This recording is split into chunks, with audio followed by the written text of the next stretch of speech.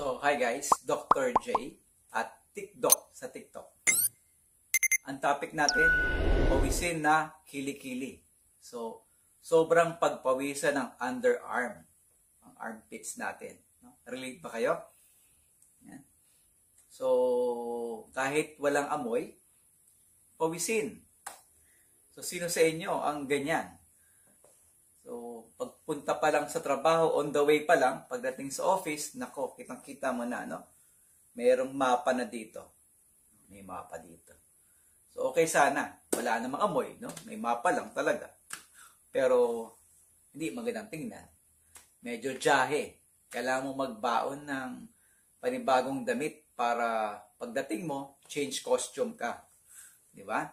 Pero lang kung nagja-jogging ka talaga at naka-dry fit ka. Pero kung light colored yung damit mo, babakat talaga. So medyo jahe, mahirap ganun araw-araw, ganun palagi. So nakaka-isolate siya, parang hindi ka bilong. So ano ba ang pwedeng gawin, TikTok, para maiwasan natin yan? May simpleng measures lang tayo na isasuggest sa inyo. And hope makatulong. Ang number 1, i-avoid natin yung foods, mga pagkain or drinks na pwede mag-trigger ng pagpapawis ng ating mga underarms. So number 1 dyan, yung mga processed foods kasi mataas ang sodium at fat content. It can generate heat. Yung heat niya, pwede magpawis ka sa mga sweat glands mo. Then maanghang na pagkain. Okay? So iiwasan ninyo yan. Lalo na pag yung pagkain na maraming sibuyas, maraming onions, tas maanghang. Ayan, iiwasan ninyo. And then, second, may mga tinatawag tayong mga relaxation. So, dapat hindi ka matitense para hindi ka masyadong pagpawisan. Pangatlo, may mga tinatawag tayong mga shaving. So, pag-ahit ng mga kilikili. So, sa mga babae, okay yan. Diba? Kasi yung hair, nag-hold siya ng water din doon sa ilalim ng balat natin. In that way, mas maraming water ang ilalabas niya kapag pinawisan ka. So, sa babae okay yun. Pero sa lalaki, hindi yata maganda yung nakashave. Di ba? And then, yung next, may botox din pala sa kilikili. Binobotox din pala siya. Hindi lang yung mukha ang binobotox, yung kilikili rin. And effective siya. Pwede siyang mawala in 70% of the cases. Yun nga lang, you have to, months lang ang tinatagal niya, hindi siya tumatagal ng sobrang tagal. Buwan lang ang pwedeng tumagal ng 6 na buwan, 7 buwan, pero uulit-uli. So, uulitin mo ulit yung procedure. And lastly, yung pinakamadali at pinaka-common ay yung magpahid. Diba? Ano ba ang binibili ninyo na pamahid sa inyong underarm? Usually, deodorant. Pero, hindi lahat ng deodorant may anti-perspirant. Okay? So, merong mga deodorant na mabango lang siya. So, ang pipiliin ninyo, yung mga deodorant with anti-perspirant properties. Kasi, pag nag-hyperhidrosis ka, yun yung term po, hyperhidrosis, yung sobrang pawisin, kailangan mo ng medyo mataas na level ng antiperspirant. Pero ang suggestion nila, you start low muna. Yung mababang antiperspirant content. Usually, ang laman ng antiperspirant is yung aluminum hydrochloride. Siya yung laman ng mga antiperspirant para hindi ka pagpawisan.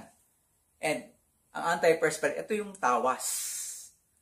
Naaalala niyo nung paggamit ng tawas, pag pinapawisan, lagyan mo yan, pahiran mo ng tawas yan. Tama naman, effective yon.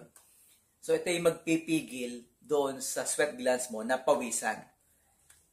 So, ito yung aluminum hydrochloride. Ito yung laman ng mga antiperspirant na roll-on, pwedeng yung pinapahid lang, di ba? So, iba-ibang level. Usually, 10% to 15%. Ito yung mga commercial grade. So, papahid mo lang siya and then hindi ka na pagpapawisan. Pero, meron matindi talaga. Hindi kaya ng 10 o 15%. Kailangan nila ng clinical grade. Pag clinical grade, mataas na po yun. umaabot na to ng 20 to 30%. So in that way, mas lalong hindi ka pagpapawisan. Pero, ang epekto ng sobrang taas na percent ng aluminum, pwede magkaroon ka ng rashes o panunuyo. At pwede ka magkaroon ng pagsusugat. So, kailangan may konsulta kayo sa inyong doktor. Kung anong grade, ilang percent ng aluminum ang kailangan doon sa inyong antipawis. Pero, may way kasi para talagang mas effective siya. Dapat mas dry yung underarm ninyo, tuyo siya.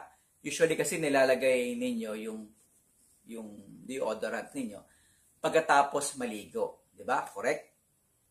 Pero ang dapat pala, hintayin niyo munang matuyo yung underarm ninyo bago niyo pahiran. Kaya ang pinakamagandang gawin pag ikaw ay magpapahid ng antiperspirant sa gabi, bago matulog. So, sabi may magre-react iba dyan. So, kung gabi, matutulog na ako, hindi naman ako aalis.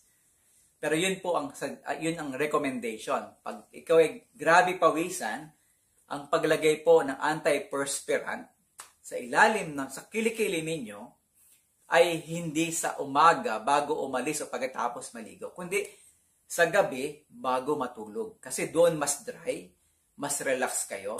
So, i-absorb po yan ng inyong sweat glands. And then, paggising nyo sa umaga, pwede na kayong maligo. And then, pwedeng mag-apply uli kayo. In that way, subukan ninyong obserbahan sa loob ng isang linggo. And, magic, mawawala o mababawasan ang pagpapawis nyo sa inyong kilikili. So, I hope everything is clear, malinaw ang lahat. Kung may tanong medical o may nararamdaman, ang tanong ng bayan, what to do? Dr. J.